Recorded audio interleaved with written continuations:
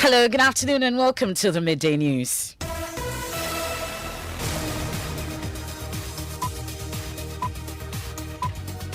The news is live from our studios here at Kokomlemle. It's Joy 99.7 FM here in Accra. In Kumasi, we are live on Love 99.5 FM and affiliates across the 16 regions of Ghana, including Radio Justice in Tamale, Kekeli Radio in Ho, and Radio Max in Takrade. You can also download the My Joy Online app from Play Store and App Store to listen live around the world. We are also live on Facebook in this edition.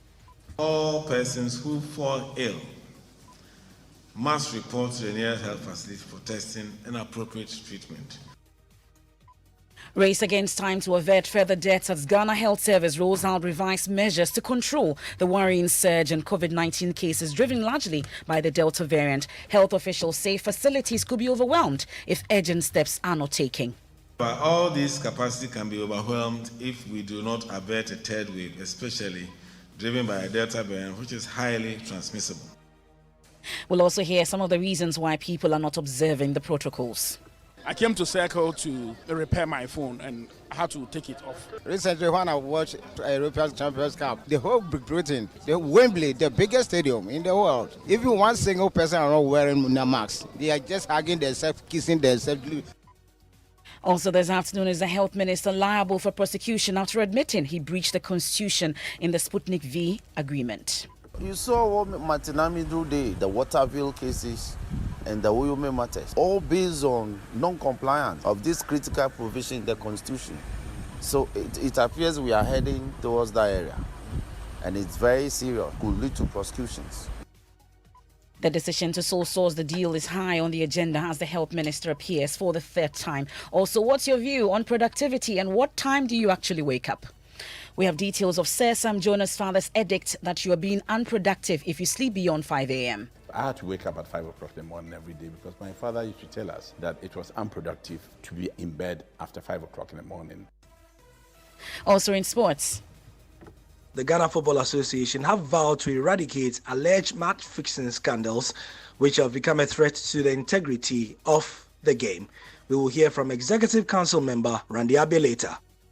And later on, entertainment, infectious music with timeless groove. I'll bring you some of the old songs or sounds that got featured prominently in Tuesday's 8 celebrations across the world. You want to stay for that and more here on the Midday News with me, Emefa Apau.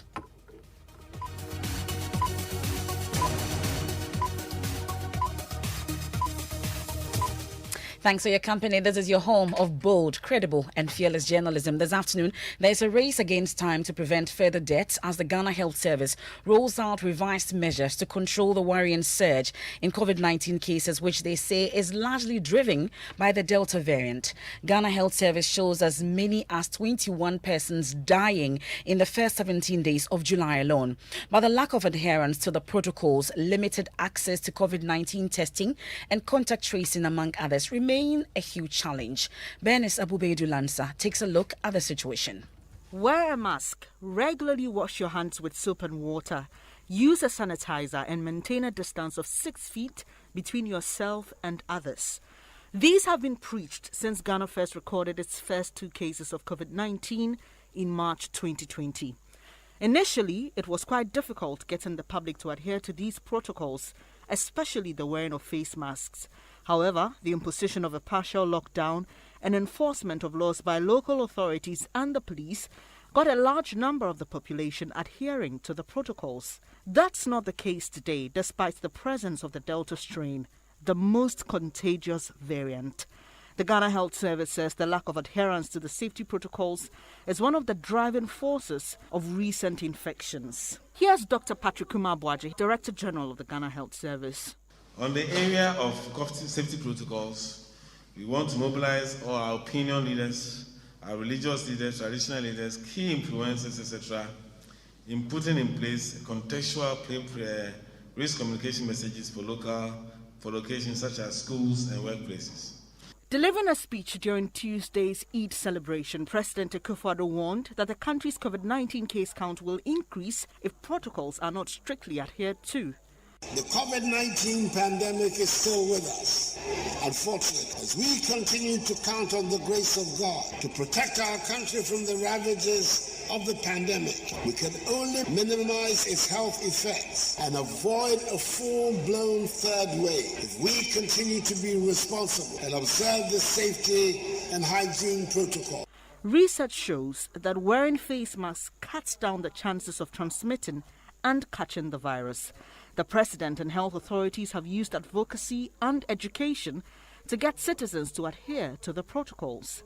But will employing these methods alone work? Bernice Abubedu Lance's report. We've been asking some of you why you've let your guard down. Here are your reasons. We'll hear that shortly, but let me bring in Dr. Benedict Carlis-Tego. He's an epidemiologist and a public health specialist at the University of Ghana Medical School. We're grateful for your time here on the Midday News, sir. So let's first talk about the current situation regarding the surges and its attendant deaths. Was it to be expected? Good afternoon, and good afternoon to your listeners. I mean, the current surge in the COVID-19 cases doesn't come as a surprise, partly because COVID does not move until people move. When people have unrestricted movements without adhering to protocols, irrespective of what variant you have in country, you would expect some surges. So the current situation doesn't surprise some of us at all. Well, we've had authorities, at least they've been locked up in Kumasi over the last 2 days or so, trying to bring the situation under control. With what you've seen so far, are we able to control the situation to avoid further surge and its attendant deaths? Well, it's a bad situation, but it's not completely out of hand.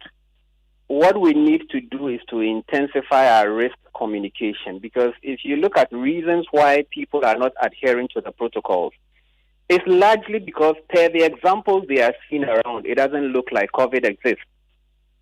So we need to intensify our risk communication. And I think bringing in our opinion and religious leaders is a step in the right direction as being envisaged by the Ghana Health Service. I would say it's a little too late, but better late than never. Because we all know the kind of authority and power they wield. And if we had brought them in earlier, probably we wouldn't be where we are. The other thing is that irrespective of what variant you have, the protocols are the same. We need to adhere to the wearing of the face mask. And it's not just the wearing, it's the proper wearing. Because there are people who would have the face mask on their chins. People have it on their forehead. What you are actually doing, whatever you have on your face, once you bring it back, you are going to inhale it. You are better off not wearing it at all. Okay. So it's education on the proper use of the face mask all times when you are in public. The second thing is maintaining good hand hygiene. Either you wash your hands with soap and the running water, or you use the hand sanitizer, alcohol-based, where the water and soap are not readily available. As for what we call social distancing or physical distancing, it looks like it's been thrown out of the window because we don't see it happening. And it's one of the measures that have been proven to be effective. So we need to go back and strictly adhere to these principles. Irrespective of what strain we have. Our vaccination rate is so low at the moment, through no fault of anybody. We have less than 2% of Ghanaians vaccinated. So we cannot count on herd immunity to protect us at this stage. What we need to do is intensify the public education, bring all the relevant stakeholders on board, make use of our information services vans and the National Commission on Civic Education. Unfortunately, I think they have been too silent on this. Personally, I haven't heard them. If they are doing anything, I'm not aware. But as a Ghanaian, if they are educating, I should have heard about it. Well, we've been so interacting with some members. All these stakeholders on board. We've been interacting with some members of the public. They simply don't care at this point, especially with what they've seen with those who actually asking us to enforce the protocols, also breaking it. Do you think that is a hopeless situation? Can this risk communication now tend to change the minds of the public? Well, I wouldn't call it a hopeless situation. It's bad enough to see people breaking the laws when they should be enforcing it. But health or our health is our individual and collective responsibility. I would adhere to the protocols irrespective of what anybody does because I want to protect my health. And I think that should be the message we should be sending across. Your health should be your responsibility.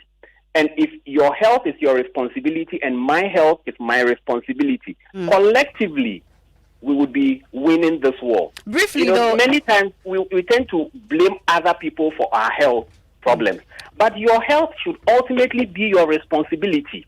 And so saying that somebody had broken the protocol and so I'm not going to abide by it, if you catch COVID today, we cannot look at your face and determine who is going to die from COVID and who will not. Exactly. We are all at risk, and so we need to take the necessary precautions. And I think that should be carried in the communication so that people would know that irrespective of party colors, irrespective of tribal affiliation, irrespective of what you think others have done, you owe it a duty to yourself and to your family. We're grateful. To protect yourself. We are indeed grateful for your time. That's Dr. Benedict Carlis-Tego. He's an epidemiologist and a public health specialist, a senior lecturer at the University of Ghana Medical School. We can hear some of your views on why you've let your guard down. I don't think it's rare because recently when I watched European Champions Cup, the final match, the whole Britain, the Wembley, the biggest stadium in the world. Even one single person are not wearing a mask. They are just hugging themselves, kissing themselves. Look at the number of people in the sports stadium at the final match. The sensitization has gone down. That is one. And then the figures being churned out by the government has also come down. That is why the awareness is down. Hence, some of us not wearing it. Well, I would like to wear it. I was wearing one. I'm just from the court. I came to Circle to repair my phone and I had to take it off. I've been hearing about the new variant that is in town, Delta something, and then we need to observe the protocol. And I have some friends outside who even had the injection, but I'm told some of them have died. So that kind of make me want to be precautious and don't want to take things for granted. Before we was thinking that no, the disease is not there. But now, the cases are still going higher. Some of your views there. Well, the third wave is here with us, whether you like it or not. It's time for you to go back to wearing your mask and observing all the protocols in place. I'll stay a while longer on COVID because the Health Minister, Kweku Agyeman-Manu, has admitted he breached the 1992 Constitution when he signed an agreement with Sheikh Al Maktoum for the supply of some 3 million doses of the Sputnik vaccines. The Constitution in Article 118, Clause 5 says Parliament approval shall be sought on all international agreements, but this was sidestepped in the deal. Providing evidence before a special parliamentary committee probing the deal, the minister said exigencies at the time made it difficult to comply with the directive. Did you seek parliamentary approval before you entered into this contract? No, please. You did not. I had plans to come to regularize the parliamentary approval, to seek for parliamentary approval after I've signed the contract. Do you appreciate the fact that the pronouncement by the Supreme Court vis-a-vis the constitutional provision clearly talks about prior approval? You appreciate that? Honourable Chair, very much so. But my frustrations to try to get a vaccine for us at the heat of our second wave, I relied on the Executive Instrument 61 that was passed by Parliament to hide behind emergency clauses that have been invoked, to try to see if I could do that and come to Parliament to inform Parliament that this is what I've done and therefore need regularization. I need approval to cover it because we were in dire need of the vaccine and I had the onus to try to procure the vaccines to vaccinate Ghanaians to protect our lives. So that was a justification given by the Health Minister, Kweku Agyeman-Manu, for sidestepping the Constitution in that agreement, the Sputnik V agreement, which has since been terminated by the businessman Al Maktoum. But Member of Parliament for South Dai, Roxanne Dapalmakpo, says the Health Minister could be liable for prosecution. Why didn't he request the President's representative at the time at the Office of the Attorney General or even the Solicitor General to provide some form of advice? You see, but this is a developing story. How terrible is breaching the Article 1815 provisions that, international agreements should be given parliamentary approval? How terrible a situation is it that some of these things get breached? You saw what Martinamidu did with those line of cases, the Waterville cases and the Uyume matters. all based on non-compliance of this critical provision in the Constitution. So it appears we are heading towards that area, and it's very serious. It could lead to prosecutions. So we will see how it develops. Eventually, should the minister be sanctioned for something like this? Well, I think, when you profess some of these things, you are not the decider. We've called on the president to take similar decisions. They fell on deaf ears. So I don't know what the president will do. But it will depend on, I will be the last person to be drawing conclusions.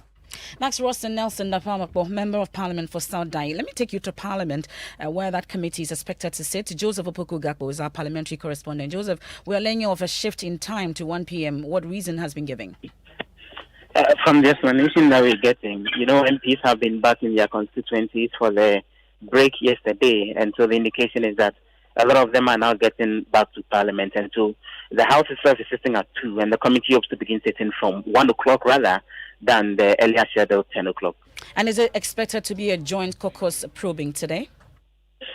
Just as has happened over the last few days, we're expecting that the 9-member committee chaired by Alexander Penny-Markins with Kwabena Mintah as the vice chair will continue the probing today. And today, the focus is expected to be on areas having to do with procurement. The minister has, in documents he submitted to Parliament, indicated that he actually wrote to the Public Procurement Authority requesting a waiver so that then the said contract can be sole sourced. A response never came, but he went ahead and issued the contract. It's expected that more probing of that would happen today when he appears before the committee.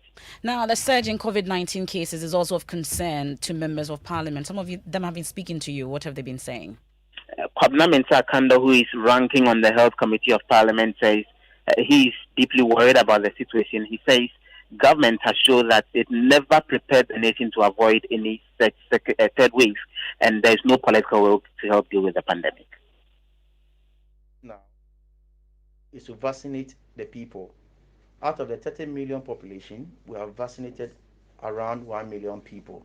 As we speak now, I am not saying it. If they are doing contact tracing, you know it, and it's one of the best way to go.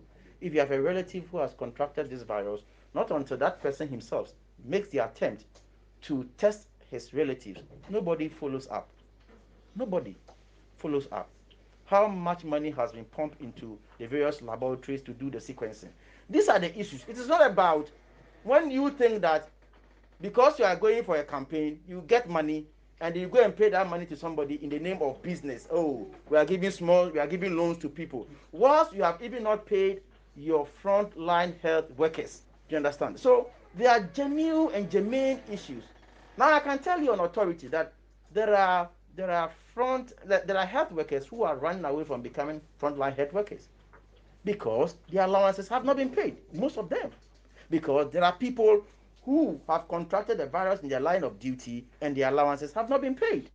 That's Kwabena Mintah Akando, minority spokesperson on health. Well, presidential advisor on health, Dr. Anthony Insiasare, has charged Ghanaian scientists to contribute towards developing vaccines locally. President Akufo-Addo set up a committee chaired by former Minister for Science and Technology, Professor Kwabena Frimpong-Boateng, to harness local minds and resources to develop COVID-19 vaccines. Dr. Insiasare has been speaking at the 2021 WACBIB Research Conference, at which the genomic evolution of COVID-19 in Ghana will be discussed. This is exactly what one of the earlier speakers said, a collaboration between scientists, academia, and policymakers. We want to do this so that Ghana becomes one of the hubs for manufacturing of vaccines. As you are all aware, His Excellency the President has formed a committee which is chaired by eminent scientist Professor Kwabena Frimpong-Boateng, former Minister for History. The committee is working around the clock to make sure that Ghana becomes the vaccine product.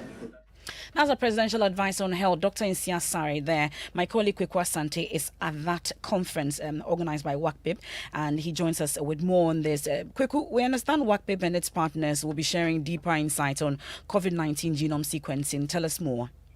Right, MFA. So as we know, there are a number of variants so far in the country.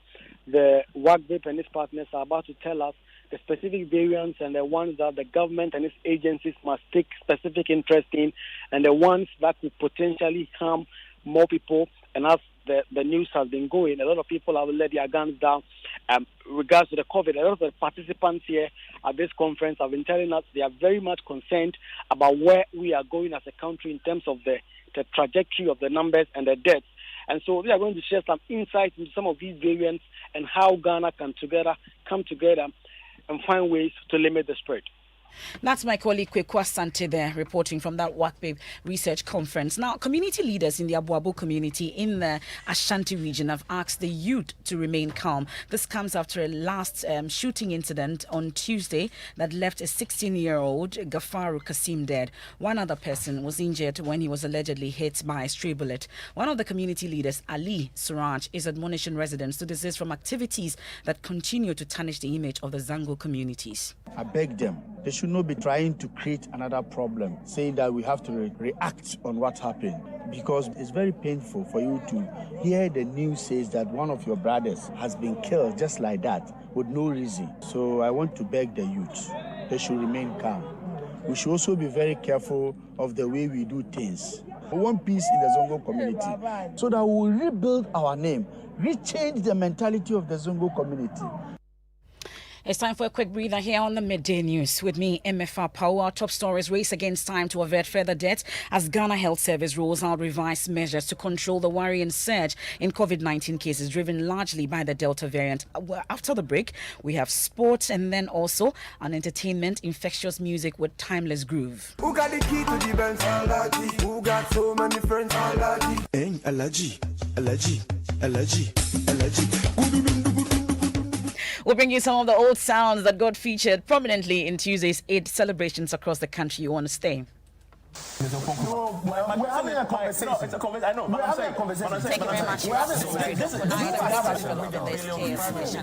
Politically correct. Aren't you tired of the overly refined political opinion, banter, and analysis on radio and television? Well, it's time to break the shackles and liberate your political opinion on social media. Joy News is bringing to your favorite social media platform a political talk show like no other. Raw, live, and interactive. We call it the State of Play. Join the best political team on social media. Evans Mensah, Winston Amwa, and Raymond Aqua every Thursday for 30 minutes at 2:30 p.m. exclusively on the Joy News and Joy99.7 FM Facebook pages, as well as on YouTube and Instagram for a live interaction. Drop your comments on our live stream and engage with us on Twitter via the hashtag State of Play. State of Play, simply politically incorrect. Thanks for staying with us here on the Midday News. Time for sports. Gary L. Smith is here. Hi, MFR. Thank you for the time. And the Ghana Football Association have promised to follow the alleged match-fixing allegations that have come up in the last few days. The match-fixing issue intensified after what happened in the match between Ashanti Gold and Inter Allies last Sunday, where Allies defender Hashmin Musa scored 2 own goals to, in his words, spoil a bet he had heard of earlier in his hotel. The allegation has raised questions about the integrity of the game in Ghana. An executive council member of the FA, Randy Abbey, says the FA is committed to investigating the matter and will sanction those culpable.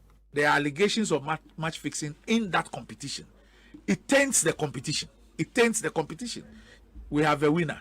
We have top 4. We have relegated teams. That's it. There is no evidence to suggest, say, those positions were not without merit. But you cannot also run away from the fact, say, there are serious allegations of match fixing. And match fixing goes against the integrity of a competition. And that is why we must go deep into this issue.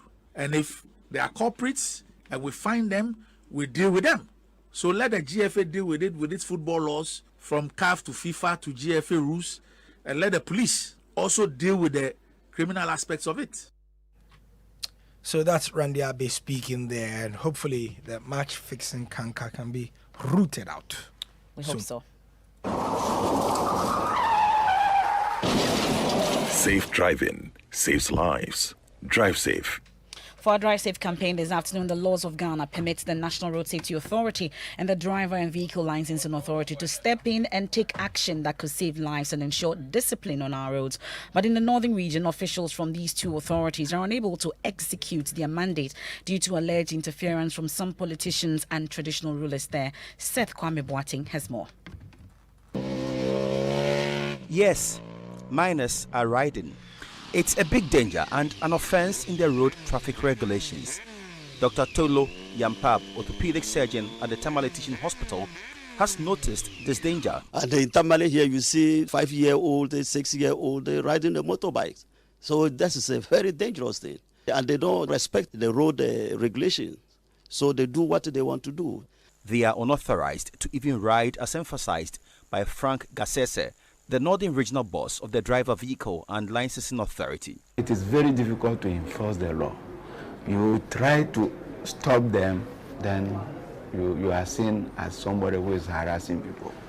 So at times some of us will get confused about the meaning of the word harassment. If somebody is trying to let you do the right thing, will be termed as harassment, then I don't know. As if this is not enough, almost half of all motorbikes on the roads in the northern region are not registered. This has far-reaching implications. Supposing I'm using a motorbike which is not registered and I knock a school child down and I ran away. Meanwhile, people were there to be able to know that it was this number that they saw. But because the motor is not registered, they can say it was a blue Apsonic motorbike. The head of the National Road Safety Authority here, Alexander Ayata, confirms how difficult it is for them to ensure compliance on the road. That's a Seth Kwame Boateng's report. I'll take you to Ejura now, where the Ejura Hene says he's hopeful that perpetrators in the Ejura disturbances will be brought to book as the ministerial committee is set up to probe the matter that led to the killing of 2 persons and injury to 6 others. Prepare to submit its report to government. Ohiming Terrier of our security desk has been monitoring that press conference and joins us with details. What exactly are the details of the press conference, Ohiming?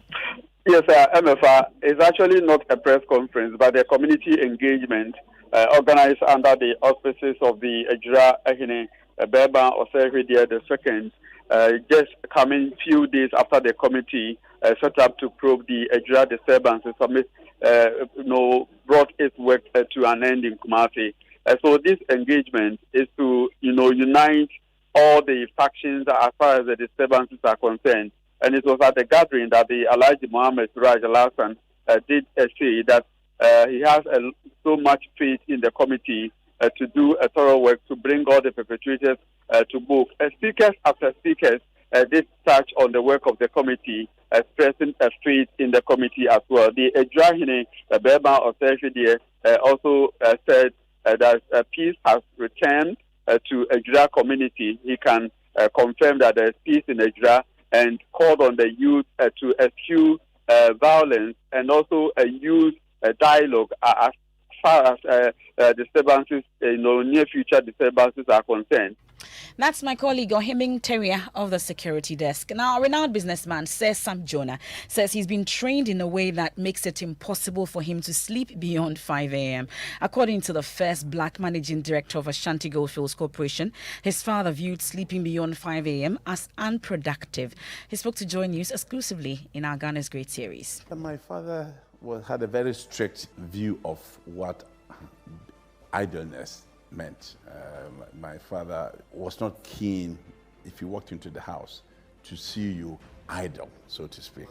Yeah, when my father walked in, he expected you to be either holding a book or carrying out some chore, and then you were spared his wrath. I had to wake up at 5 o'clock in the morning every day because my father used to tell us that it was unproductive to be in bed after 5 o'clock in the morning, and to get you to appreciate that 5 o'clock in the morning or just before that, you would have a sprinkling of cold water straight from the fridge.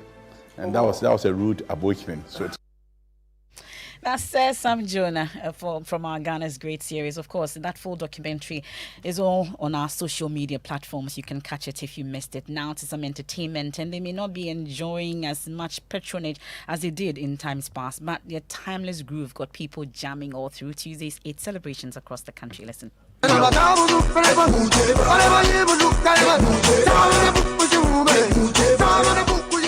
Who got the key to the Benz? Who got so many friends? Are you ready? Everybody. Hey, allergy.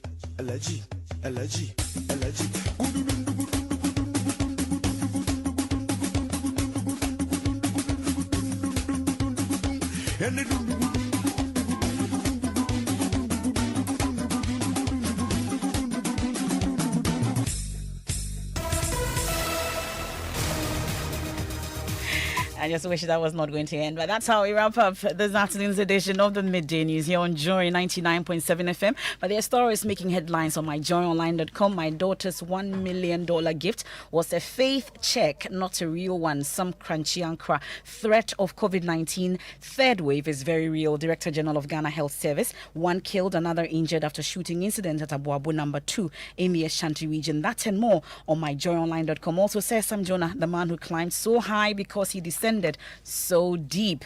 It's time for Living Word with Pastor Mensa Otabil. What is running after you? You want to stay for that. I am MFA Paul.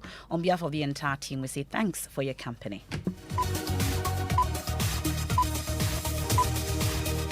Hello, please, am I speaking to Miss Joanna Kuma? Yes, please. My name is Philip and I'm calling from MTN. Someone has just sent you money and we will need you to enter your PIN number so that we can put the money in your account. Hey, Hey, oh, Dada, MTN will never ask you for your PIN.